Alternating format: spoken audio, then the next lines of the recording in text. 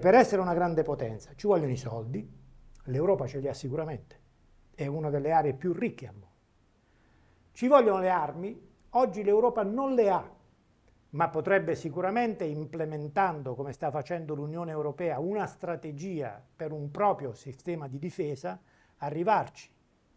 E ci vuole la demografia. E in questo senso pagano un grave pegno sullo scenario globale tanto l'Europa quanto la Russia stessa.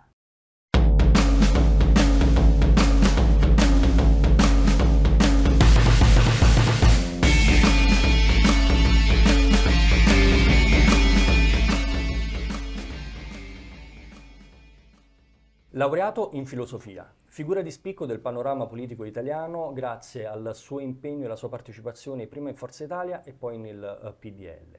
Nel 1999 viene eletto per la prima volta come membro del Parlamento europeo per 3 legislature consecutive, fino a ricoprire il ruolo di vicepresidente.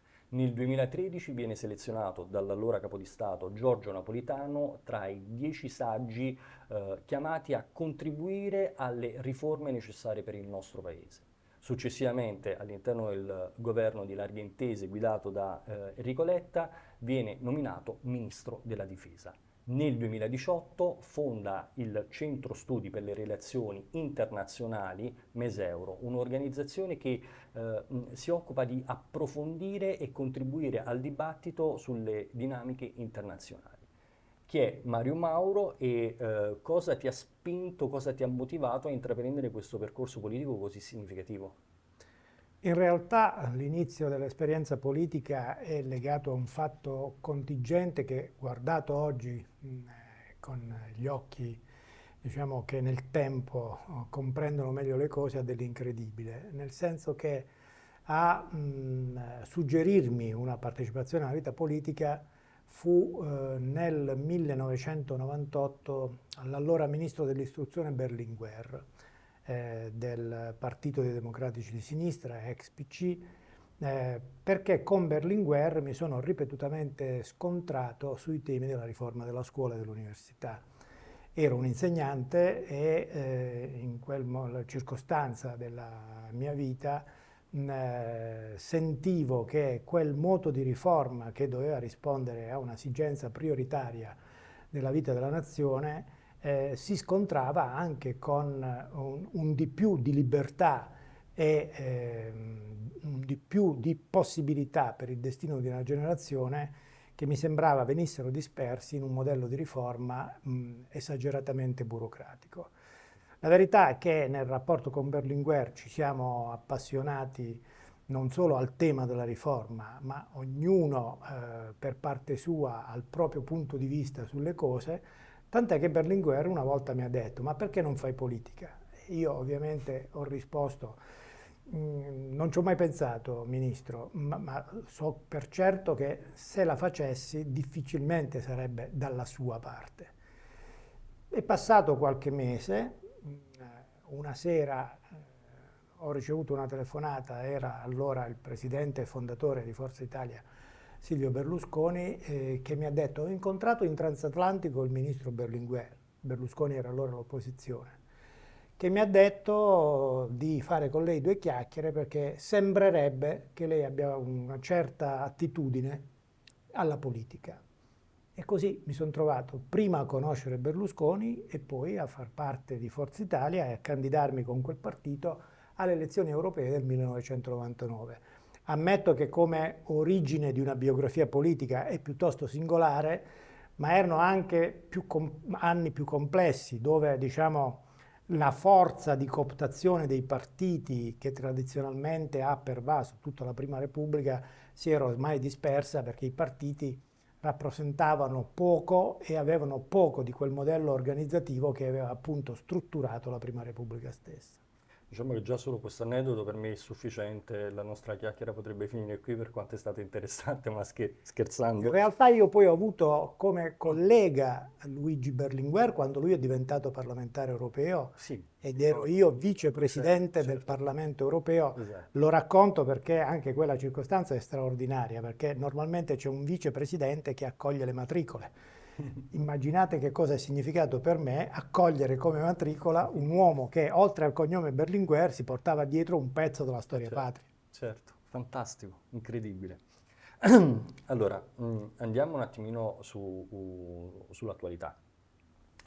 Il 2024, diciamo, si prospetta essere l'anno più elettorale di sempre. È stato così definito, perché si parla di oltre 50 elezioni a livello globale, coinvolti 76 paesi, circa 2 miliardi di persone dovranno andare alle urne, di cui 400 milioni soltanto in Europa a giugno. Ora, tu hai una lunghissima esperienza come parlamentare europeo e soprattutto come grande conoscitore della politica, no, che è alla base dei meccanismi europei. Mi rendo conto che è una domanda complessa, ma sarei curioso di avere un tuo punto di vista rispetto a quelle che potranno essere gli esiti delle votazioni del 2024 e secondo te questi esiti poi potrebbero intervenire sui contorni stesso della politica europea o in realtà non cambierà nulla? Il 2024 sarà, come dicono gli analisti del Financial Times, il Super Bowl della democrazia. Super Bowl delle- Tendenzialmente 76 paesi che vanno al voto, ma tra questi 10 tra le nazioni più popolate al mondo. E in aggiunta il fatto che le elezioni europee saranno corroborate dall'esercizio del voto anche per molti dei singoli Paesi membri, quindi non si vota solo per il Parlamento europeo, ma in tanti Paesi ci sono anche le elezioni nazionali. A questo si aggiungono le elezioni in Paesi come l'India, come il Pakistan, come la Russia stessa, in un gioco di mobilitazione del consenso tra autocrazie e democrazie che finisce col gettare un'importante ipoteca su quello che è il futuro prossimo venturo. E cerco di spiegarmi. Le elezioni sono il momento dell'esercizio della libertà di voto, la strutturazione del consenso finalizzato a ottenere il meglio per i propri popoli e per le proprie nazioni. Sono politica, quindi, ma c'è un modo di fare politica che von Clausewitz chiaramente individuava come il modo con cui la politica prosegue quando non si riescono a trovare accordi significativi. Quel modo è la guerra, è la guerra. E credetemi, la guerra viene. Questo è il cuore di quest'anno elettorale straordinario, perché è un anno in cui 2 miliardi di persone si misureranno con l'impegno democratico, ma devono attraverso quel voto aiutare a scongiurare l'ipotesi del grande conflitto. Perché mentre noi inseguiamo i media nella costruzione di scenari sempre differenti collegati ai meccanismi dell'audience, per cui per un anno abbiamo parlato di Ucraina e dal 7 ottobre non facciamo altro che parlare di Medio Oriente, in realtà bisogna capire che il mondo è inquieto perché il conflitto è uno solo.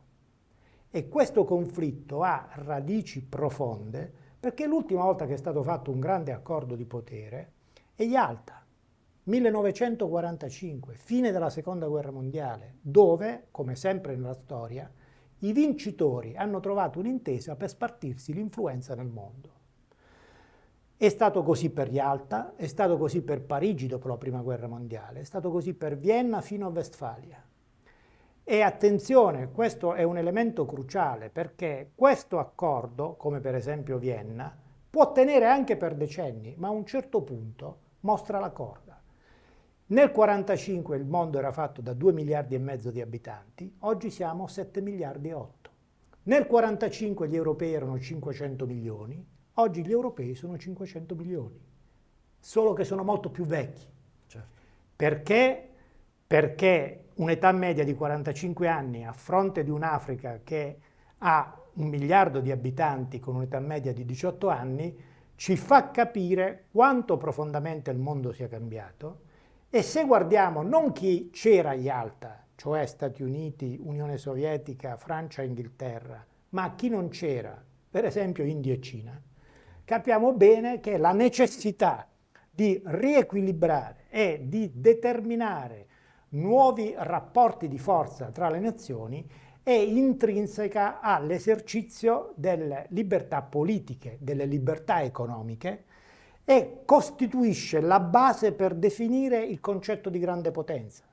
Perché per essere una grande potenza ci vogliono i soldi, l'Europa ce li ha sicuramente, è una delle aree più ricche al mondo. Ci vogliono le armi, oggi l'Europa non le ha, ma potrebbe sicuramente, implementando, come sta facendo l'Unione Europea, una strategia per un proprio sistema di difesa, arrivarci. E ci vuole la demografia. E in questo senso pagano un grave pegno sullo scenario globale tanto l'Europa quanto la Russia stessa. Quanto è amaro il fatto che nella tragedia ucraina sporga il tentativo di rapire migliaia e migliaia di bambini ucraini che necessitano al sistema russo più di ogni altra cosa, più dell'uranio, più del tungsteno, più del carbone del Donbass. Questo lo dobbiamo comprendere perché c'è un altro soggetto che a Yalta non c'era ed è proprio l'Unione Europea. Francia e Inghilterra non rappresentavano l'Europa, rappresentavano il tramonto dei grandi imperi coloniali, perché Francia e Inghilterra avevano a quell'epoca le più grandi estensioni terriere disseminate tra Africa ed Asia. E proprio per questo l'Unione Europea ha un valore in sé, perché non è un accordo tra vincitori. Non è l'accordo che, come Sykes-Picot alla fine della Prima Guerra Mondiale, prende carta in matita e disegna i confini di Siria, Libano, Iraq, Iran. No, è tutt'altro, è un accordo tra vincitori e vinti, in cui paradossalmente oggi i membri che sembrano rifulgere di più sono i vinti, non i vincitori. Anche il nostro paese, anche la stessa Germania. È per questo che dobbiamo capire che per dare un destino di pace e di sviluppo, come era negli obiettivi dei padri fondatori, ma come nel desiderio degli abitanti di tutto il mondo, un anno così straordinario dal punto di vista elettorale è fondamentale per giocare la leva della diplomazia in alternativa alle conclusioni di von Clausewitz, per cui la guerra non è che uno dei tanti modi con cui la politica continua. Molto molto interessante. Allora, io mi ricollego a questo punto a quello che dicevi tu ora. Quindi abbiamo detto che sicuramente le elezioni, la stabilità economica e la sicurezza saranno tra i temi fondamentali comunque di questo 2024. Nonostante molteplici tentativi di risoluzione, vediamo appunto che, come hai menzionato tu, la guerra in Ucraina persiste, vediamo che il conflitto israelo-palestinese, anziché ridimensionarsi, si sta allargando a livello regionale. Abbiamo visto con l'attacco di Houthi nel Mar Rosso che come dire, intervengono sulla circolazione delle merci, no? Che comunque l'abbiamo letto stamattina, no? C'è stato un attacco a una base americana in Giordania che si pensa sia legato comunque al conflitto israelo-palestinese.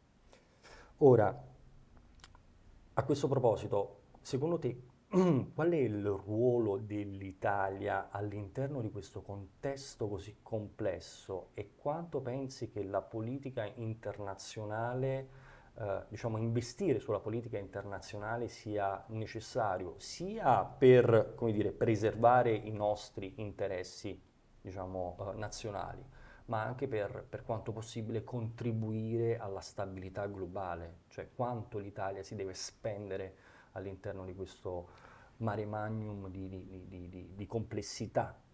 Ma potrei insistere, diciamo, sul piano dell'analisi geopolitica complessa, ma preferisco fare un esempio intelligibile a tutti. Io sono originario di un piccolo paesino del sud, uno di quelli dove si vive in mezzo ai vicoli e quindi dove quando c'è qualcosa di bello è di tutti, ma anche quando c'è qualcosa di brutto è di tutti. E nel brutto che può accadere ci può essere un evento luttuoso che stringe in unità i membri della comunità e ci può essere invece un evento divisivo. Quando c'è un evento divisivo che comincia con un'incomprensione, si sviluppa in una lite, può diventare una faida, cosa fa la comunità?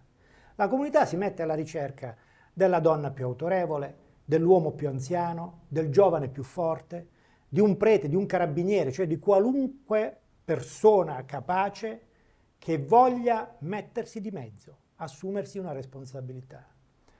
L'Italia, per vocazione geografica, per vocazione storica, per intelligenza politica nelle leadership che ne hanno maturato la postura nei lunghi anni del dopoguerra, è destinata all'interposizione, cioè è destinata a mettersi di mezzo, ad assumersi una responsabilità. L'ha fatto volendo essere parte della comune costruzione europea, l'ha fatto privilegiando e pagando un prezzo alto con la caduta del primo governo De Gasperi, quando De Gasperi, scegliendo per l'Alleanza Atlantica, ha dovuto necessariamente buttare fuori dal governo il Partito Comunista, allora, che era membro di un governo di unità nazionale, e lo può fare ancora in tante situazioni come quella mediorientale o il complesso mosaico africano, nell'interesse nazionale sì, ma nazionale vuol dire capace di stimolare fino in fondo la nostra vocazione europea. Questo lo dico perché diciamo, nel pari e dispari anche di tutta la dibattito elettorale che seguirà il nostro avvicinarsi alle elezioni europee, noi sempre più dobbiamo essere consapevoli che anche visioni differenti, quelle federaliste, quelle sovraniste, del tema Europa, non possono esimersi dall'assumere come principio di fondo il fatto che irreversibilmente noi siamo destinati al contesto europeo. Non fosse altro per i numeri che enunciavo prima. Eravamo 500 milioni nel 1945, siamo ancora 500 milioni. In Italia dal 2016 siamo a crescita zero. Se questo non ci convince una volta di più che le nostre carte le possiamo ragionevolmente spendere solo in quel contesto multinazionale, evidentemente facciamo una gran fatica ad avere consapevolezza di quello che siamo. Ma non solo. In queste condizioni dobbiamo capire che ci sono dei luoghi che più di altri riflettono questa nostra vocazione. Aldo Moro soleva dire: l'Europa non è nel Mediterraneo, l'Europa è il Mediterraneo. Allora, se l'Europa è il Mediterraneo, chi, se non l'Italia, può essere il punto di riferimento, come il governo sembra aver intuito attraverso il piano Mattei, del rapporto con l'altra sponda del Mediterraneo? La sola Nigeria avrà nel 2050 lo stesso numero di abitanti che oggi ha l'intera Unione Europea. Che cosa aspettiamo quindi per rafforzare e rendere solide queste relazioni con un approccio che, e spero che il piano Mattei lo traduca nella stessa sensibilità, non può essere quello facciamo qualcosa per l'Africa, ma deve essere facciamo qualcosa con l'Africa. Un rapporto alla pari, considerando che questo continente non è più quello delle cartoline di beneficenza, è una realtà dove si cresce economicamente in modo poderoso e dove noi viviamo il contenuto vero della nostra sfida. Nel 2000 il 65% delle importazioni che l'Africa effettuava proveniva dalla Francia. Oggi l'85% viene dalla Cina. E la Francia, anche sul piano geopolitico, è stata esclusa e letteralmente buttata a mare dall'intraprendenza russa, tramite gli uomini della Wagner alle spalle del deserto algerino, turca, alla luce di una nuova politica di carattere neo-ottomano, e saudita, che si è spinta a stringere relazioni significative con molti paesi di quel contesto. Un protagonismo italiano è benvenuto e ben ne sarebbe contenta anche la stessa Unione Europea, perché renderebbe più plausibile di potersi spendere l'Europa a 360 gradi, perché il pericolo per l'Europa è a 360 gradi. Chiudo.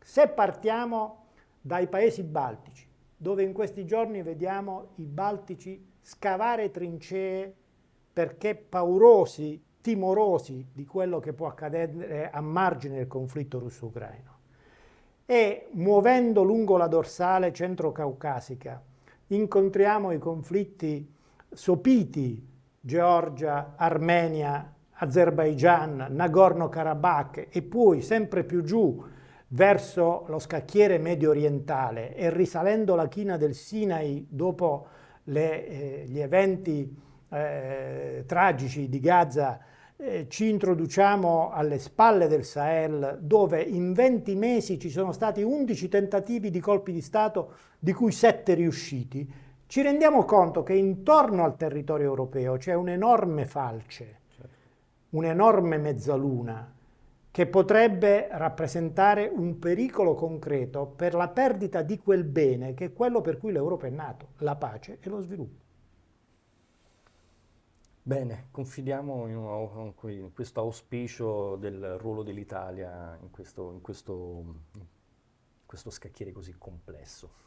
Allora, consentimi di passare a tutt'altro tema, che è quello relativo all'attenzione delle istituzioni europee sui temi della trasparenza dell'attività di lobbying. Ora, ovviamente l'attenzione che si è particolarmente acuita a seguito dello scandalo del Qatargate. Ora, grazie diciamo anche alla tua lunga esperienza in Europa come parlamentare, europarlamentare e come grande conoscitore delle dinamiche che sottostanno alle istituzioni europee, quali sono le misure che sono state adottate per garantire integrità e apertura nel processo decisionale dell'Unione Europea, che potrebbero essere tradotte anche a livello italiano, a livello nazionale?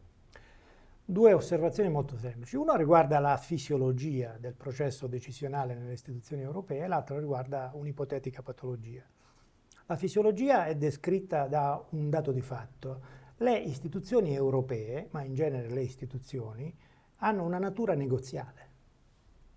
Non sono luoghi di dottrina e di fede. Sono luoghi dove si cerca un'intesa su problemi che si presentano per organizzare la vita delle comunità intorno a esigenze che riflettono i bisogni dei popoli.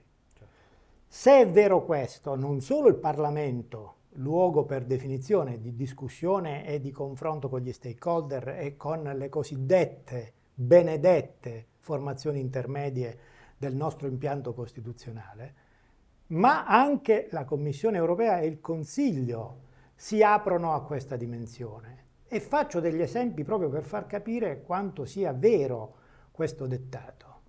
Tutti possiamo immaginare che le grandi delle big tech, cioè Apple, Amazon, Facebook, Google, facciano lobby e facciano lobby anche attraverso un'infinità di società di consulenza rispetto alle elezioni europee.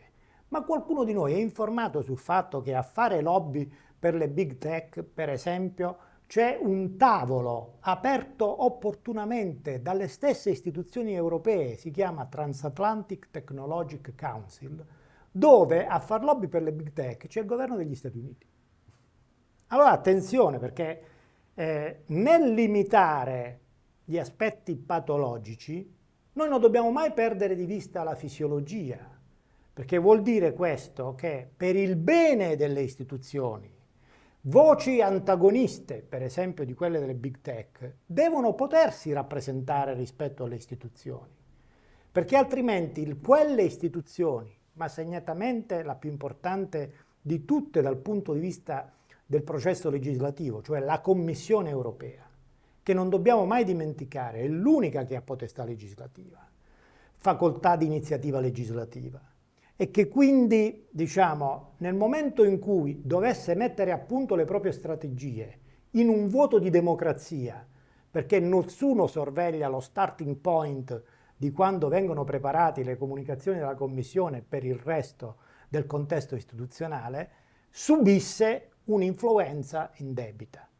Questo quindi è il cuore della, diciamo, curva fisiologica del dialogo tra le istituzioni e delle istituzioni con la società civile nel suo complesso.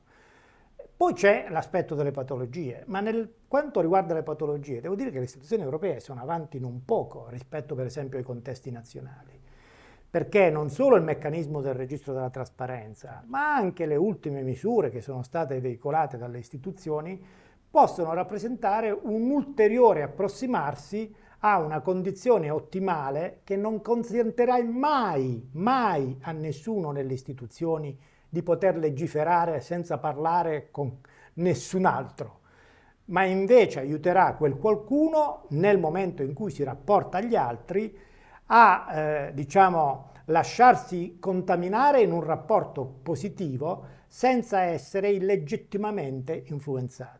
Questo è il cuore della questione e dove questo chiede anche una profonda analisi dei risultati del registro della trasparenza. Se pensiamo che per il registro della trasparenza la società di consulenza e la Chiesa Cattolica pari sono. E secondo te, diciamo, di queste misure, alcune possono essere riportate mutatis mutandis, diciamo, in Italia, come forma di, non solo di ispirazione, ma proprio di concretamente è una cosa che è fattibile oppure no? Senza nessun dubbio, credo forse che l'Italia dovrebbe far precedere questo step da una legge condivisa e non più usata come clava gli uni contro gli altri sul conflitto di interessi. Ok, perfetto. Allora, io ti ringrazio innanzitutto, però prima di lasciarti ti sottopongo all'ultima domanda che molti amano, altri meno, più personale e sarei curioso di sapere e se ti va di condividere quello che io definisco un contenuto più in generale, che può essere un libro, un film, un documentario, una newsletter, una canzone che ti ha particolarmente colpito, diciamo, nella tua vita e che ti va di condividere con coloro che ci hanno seguito fin qui. Ben volentieri, avrei tanti titoli in mente, però il momento storico che viviamo mi porta ad una citazione che è un tutt'uno con la mia infanzia. Quando avevo 8 anni, inopinatamente, il primo regalo che ho ricevuto dal mio papà è la storia della seconda guerra mondiale di Winston Churchill, in 8000 pagine, diciamo un'edizione. Una Beh, lettura, diciamo, tipica per un bambino di 8 anni. esattamente, che però viveva il rapporto con i libri di storia alla pari di quello del rapporto con i volumetti di fumetto di Tex Willer, cioè nel senso che leggere per me di storia diventava un piacere. La rifarei tutt'oggi e la propongo a tutti per una semplice ragione, che se allora potevo memorizzare la sequenza degli eventi, oggi sono le ragioni, quelle che ci chiedono un di più di consapevolezza. E queste ragioni sono un tutt'uno con le motivazioni che rendono plausibile la sopravvivenza di una civiltà, specie se pensiamo che Churchill, alla luce dell'essere partito conservatore britannico il promotore del referendum che ha portato alla Brexit, è stato il primo uomo che prima e più anche di Adenauer, De Gasperi e Schuman ha prodotto uno speech, si chiama ancora Discorso di Zurigo, nel quale nel 1948 lui, conservatore britannico, parlava della necessità degli Stati Uniti d'Europa. Cosa dire? Grazie ancora Mario e grazie a tutti coloro che ci hanno seguito fin qui. Alla prossima puntata di Periscopio dall'Advocacy Hub di Milano. Arrivederci e grazie.